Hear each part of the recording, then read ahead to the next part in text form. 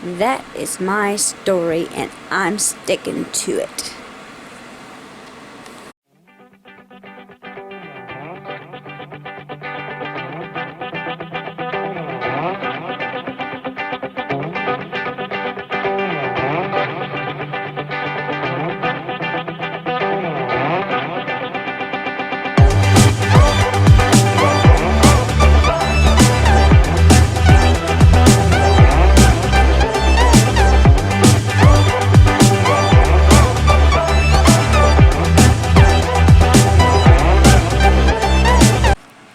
Hey everybody, it is a good Saturday. I started off with a late start to the day.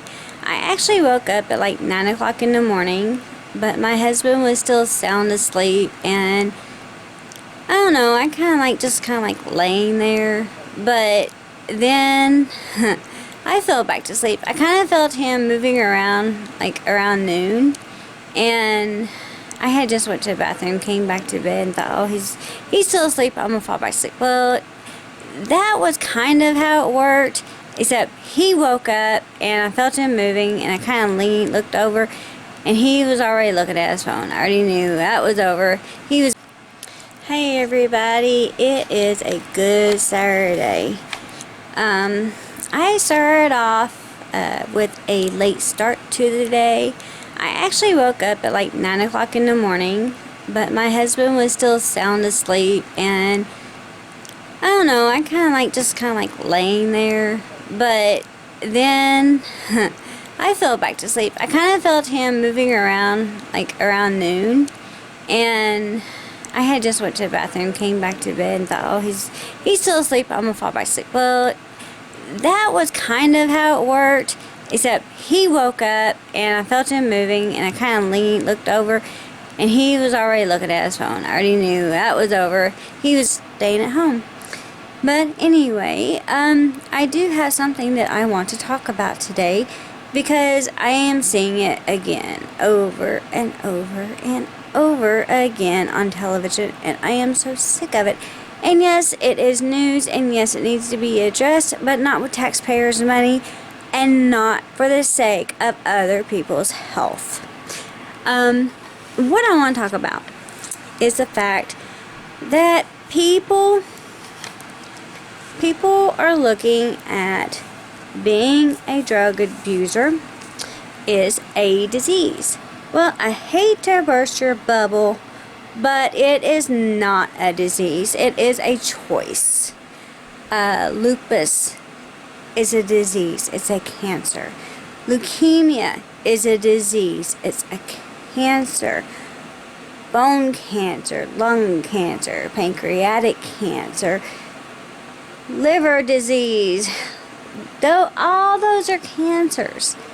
You know, you might you might be lucky and they'll go in remission, or you might get lucky they go and they do surgery and they might have gotten it all, but you know, they might still have you do treatments if that's what you choose.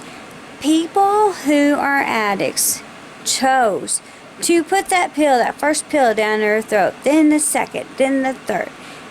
The person who has snorted either crack, meth, come on people, cocaine, narcotic pills, controlled pills, anything to get a high, have shot anything up through their veins,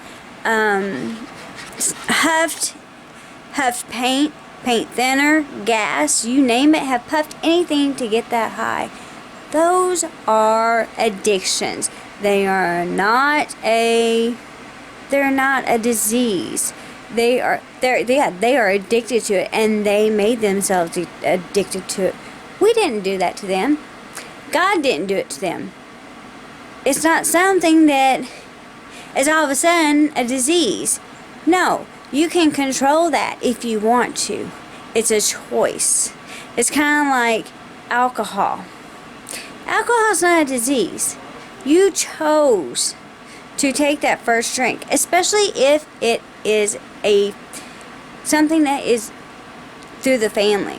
It is a, you know, I think it's a mutated gene. I don't know, and it might be. I don't know. But you know, if you know there's a problem with it in the family, and you drink that first drink, you're the one doing it to yourself. And if you become an alcoholic, that's your fault. There are places for you people to go with addictions to go get cleaned up. If you take that drink right again, and you've been clean and sober for I don't know how long, and you do it again, you're the idiot. It's not my place. It's not any other taxpayer's place. It's not the government's place to take care of you. You have to take care of yourself. How many times have I seen on television, the news, where somebody's found on the side of the road with their kids kicking and screaming in the backseat of the car because mommy and daddy's in the front seat with needles in their arms and their heads over the steering wheel and the front dashboard. I don't know how many times, and I'm sick of it. And here comes paramedics, EMTs, the fire department with their EMTs, the police officers. I mean, they have everybody. Okay, so what happens to little Miss Mary Jane, who's out riding her bike, and some idiot isn't paying attention, and he runs her over while they're over paying attention to this idiot who decides he's going to overdose? See, that shouldn't be placed as a burden on society. So, you know, the ages mostly for this kind of crap, and they're living off the state. I'd say about ages 30 and under, they're getting their welfare check. They're getting food stamps. They're getting health care. And they might be made to work 20 hours a week, and that is where they're getting their TANF. And that's it. They get their housing free. They get everything. So all the while, taxpayers are out busting their asses to make money to put food on the table, clothes on their back, and house and a roof over their head. This government is taking care of druggies. Now, that doesn't sound quite fair to me, but that's what's going on. And they have this new little shot out now, and I don't know what it's called. I know somebody has it, and what it does, they put a shot up on the wrist. I don't know how long it lasts, but I know that this is what it's for, and it's stupid because it doesn't work. The whole point in this shot is to not make you drunk. Yes, that's the whole goal, is so you don't get drunk. Not to make you not want to drink, not to make you drunk, but to make you not get drunk. Pretty laid out and sound about right, but it's not. It's stupid. It doesn't work, because the person I'm talking about would drink, what, 750 Crown Royal every single night, not get drunk, but would have the side effects the next day. It's not very smart. Not a very smart idea. No, not at all. And so yeah, I just don't see where this is working out for the public eyes, because even that doesn't even work. So where do you go from here? I don't know. I think it's stupid. I think it's one of the most lame brain ideas they've came up with yet. I mean, if they give you a shot so you don't get drunk, but you still get the side effects the next day, but yet now we have drip clinics, aka banana bags, with every vitamin minerals that you lose when you're dehydrated after having a night out of being completely drunk off your ass. So society has made it to where it's it does make absolutely no sense. Go ahead, get your high, we'll take care of you. You can have your drugs, you can get drunk, you can get dehydrated. Hey, we'll take care of you.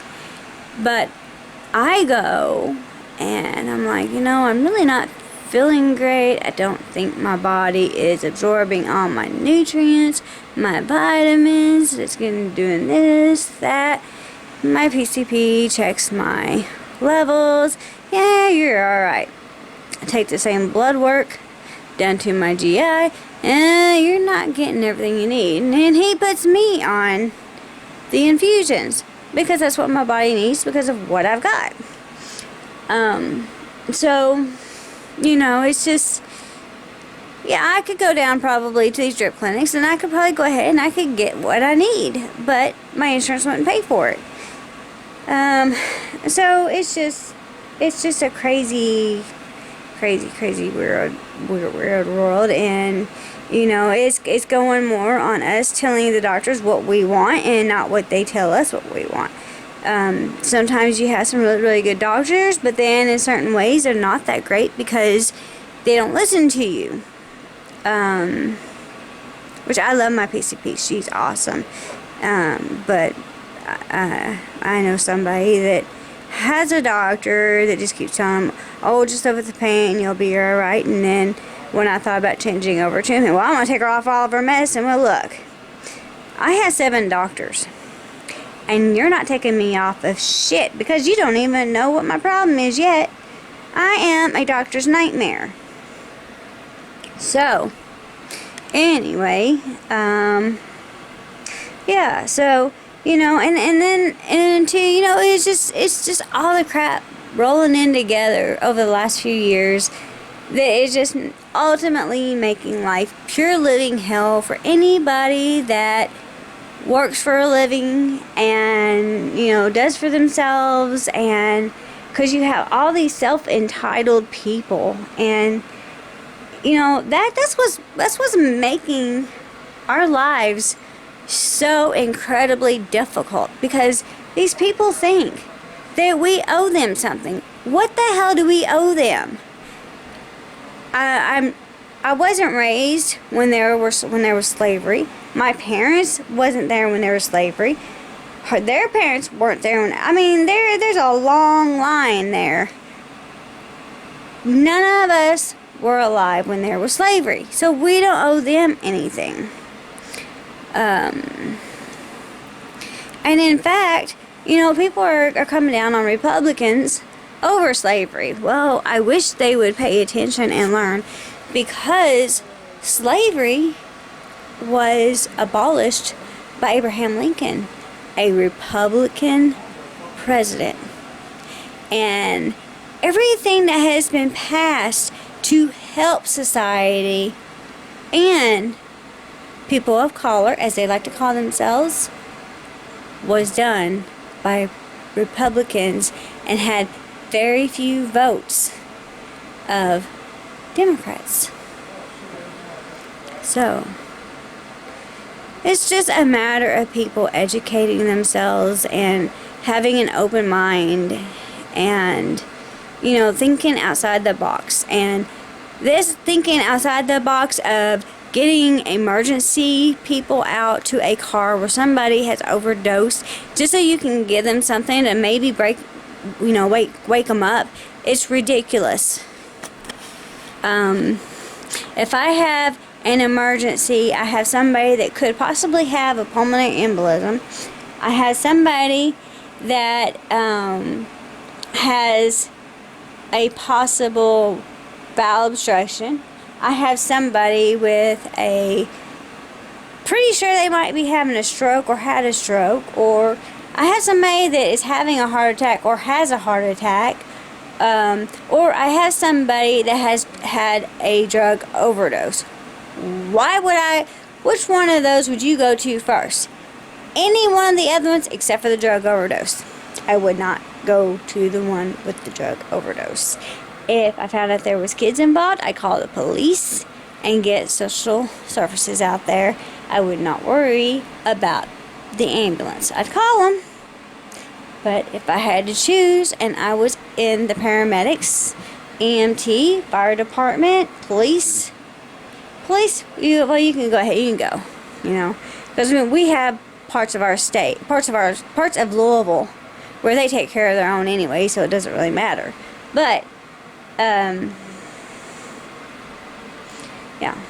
But as far as health-wise, they'd be last on the list.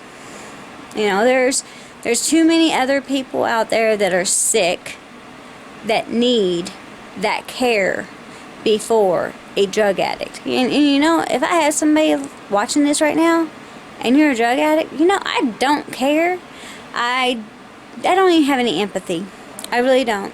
I worked in nursing for over, well, just shy of 20 years. And no, I worked dual diagnosis in a mental hospital. And yeah, no, you get no empathy, sympathy from me. You do it to yourself. If you get the opportunity to go and get help, you don't. Those of you who do, and you stay sober and clean, kudos to you, congratulations. But most of you don't. As soon as you get off and out, you turn right around and you do the exact same thing that got you there in the first place. So, you know, people can be mad at me. You know, they can stay mad at me. I don't care. Life isn't about them. Life is what you make it. And if you make it shitty, then that's what you get. But nobody's entitled to anything.